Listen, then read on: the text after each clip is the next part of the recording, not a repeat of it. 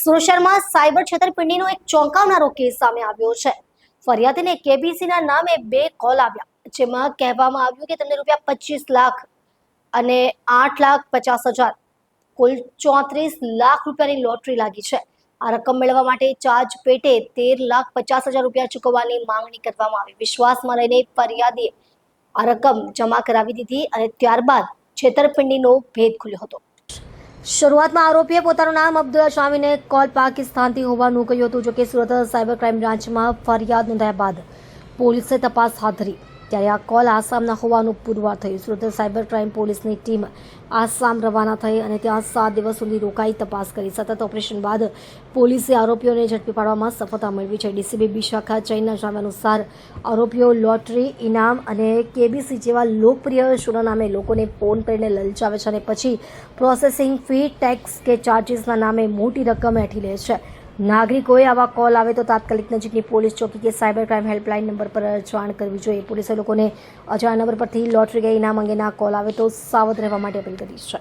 પાકિસ્તાનથી ચાલતી KBC lottery ફ્રોડના ગુનામાં 2 આરોપીઓને સુરત શહેર સાયબર સેલની ટીમ દ્વારા આસામમાં નાગાંવ ખાતેથી ઝડપી પાડવામાં આવ્યું છે।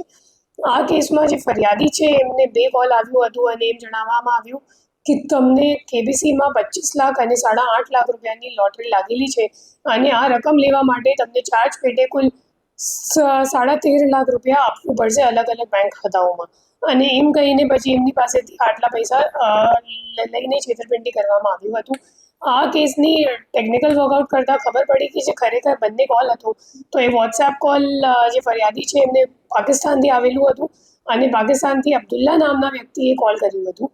પછી જે તમામ ખાતાઓ છે જેમાં ટ્રાન્સફર કરાવવામાં આવ્યું હતું પૈસા, તો એ તમામ ખાતાઓ આસામના હતા।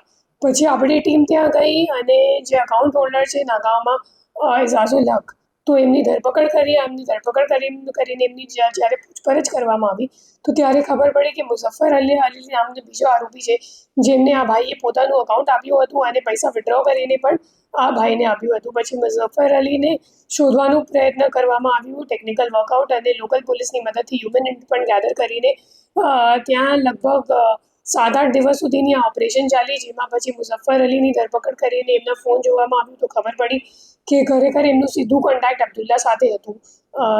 એકચ્યુઅલી છે એમનું કોન્ટેક્ટ અબ્દુલ્લા સાથે, જે પાકિસ્તાનનું રહેનાર છે અને જે પૈસા છે એ પણ એ લોકો વિડ્રો કરીને કેશ ડિપોઝિટ મશીન મારફતે અબ્દુલ્લા જે અકાઉન્ટ આપતો હતો એમને એમાં એ લોકો મોકલતા હતા। તો એમ કરીને આખી જે ઓપરેશન છે એમનું પર્દાફાશ કરવામાં આવ્યું છે।